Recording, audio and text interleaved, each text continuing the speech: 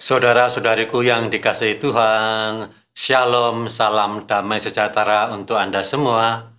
Selamat bertemu kembali dalam Renungan Harian Katolik. Hidup mati adalah bagian yang harus kita lalui.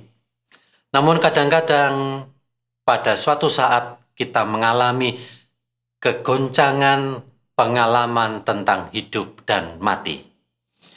Dan itulah yang kita temukan dalam kisah Yunus yang diutus ke Ninive, tetapi karena dia menolak, maka dia mendapatkan hukuman dari Allah oleh orang-orang yang di dalam perahu yang besar itu. Dia kena undi dan kemudian dilemparkan ke laut, dan kemudian seekor ikan besar menelannya. Itu kita temukan dalam kitab Yunus bab 1 ayat 1 sampai dengan 17. Bagian terakhirnya berbunyi demikian.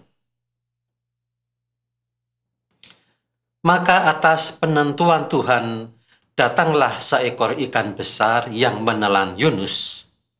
Dan Yunus tinggal di dalam perut ikan itu 3 hari 3 malam lamanya.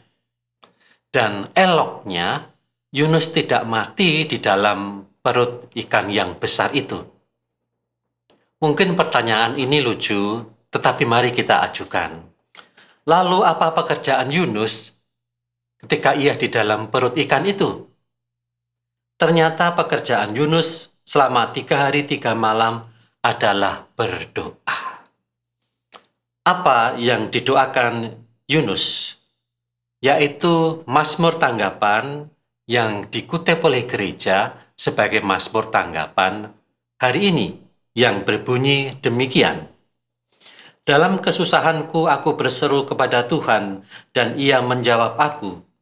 Dari tengah-tengah alam maut aku berteriak dan Kau dengarkan suaraku.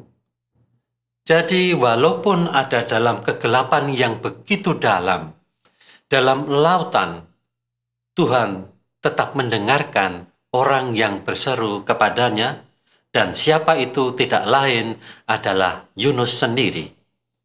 Engkau telah melemparkan aku ke tempat yang dalam, ke pusat lautan, lalu aku terangkum oleh arus air. Segala gelora dan gelombangmu melingkupi aku. Aku berkata, telah terusir aku dari hadapan matamu. Mungkinkah aku memandang lagi bait-Mu yang kudus? Ketika jiwaku letih lesu dalam diriku, teringatlah aku kepada Tuhan. Maka sampailah doaku kepadamu ke dalam bait-Mu yang kudus. Itulah pekerjaan Yunus ketika ia ada di dalam perut ikan selama 3 hari 3 malam. Apakah Anda pernah mengalami keraguan hidup dan mati seperti yang dialami oleh Yunus? Dalam Injil hari ini, kita juga menemukan orang yang mengalami keraguan tentang hidup dan mati, yaitu dari Injil Lukas bab 10 ayat 25 sampai dengan 37. Pada suatu ketika seorang ahli kitab berdiri hendak mencoba Yesus. Guru, apakah yang harus kulakukan untuk memperoleh hidup yang kekal? Paling tidak, pencobaan ini mau menunjukkan keraguan banyak orang tentang hidup dan mati, terutama hidup kekal. Maka Yesus menyampaikan perumpamaan tentang seorang yang turun dari Yerusalem ke Yeriko, yang jatuh ke tangan penyamun yang bukan saja merampoknya habis-habisan, tetapi memukulnya dan sesudah itu meninggalkannya setengah mati. Itulah yang kita temukan dalam Injil Lukas bab 10 ayat 25 sampai dengan 37. Maka orang yang mencobai Yesus itu diajak untuk melihat peristiwa orang yang setengah mati. Dan siapakah mereka yang menolongnya itu? Yaitu seorang Samaria. Dialah yang kemudian berani merawat orang itu. meminyaki luka-lukanya, dan menyiraminya dengan minyak dan anggur.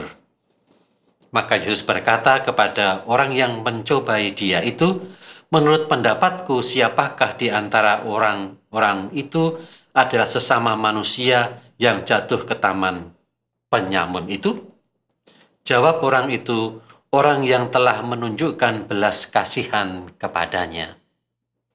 Maka sebetulnya orang Samaria itu tidak lain adalah kepanjangan tangan Tuhan yang mau memperhatikan orang yang jatuh dan setengah mati. Disitulah kita menemukan sifat Allah yang paling utama, yaitu tindakan belas kasih yang mengalir dalam diri setiap orang. Maka mari kita membantu banyak orang yang khawatir akan hidupnya, mungkin karena masalah ekonomi, mungkin karena masalah sosial, tetapi jangan lupa, tangan Allah tetap bekerja melalui setiap orang yang mau menjadi tangan Allah yang berbuat baik. Saudara-saudariku, mari kita saling menyelamatkan, membantu sesama sebagai tangan Tuhan yang menyelamatkan sesama. Amin.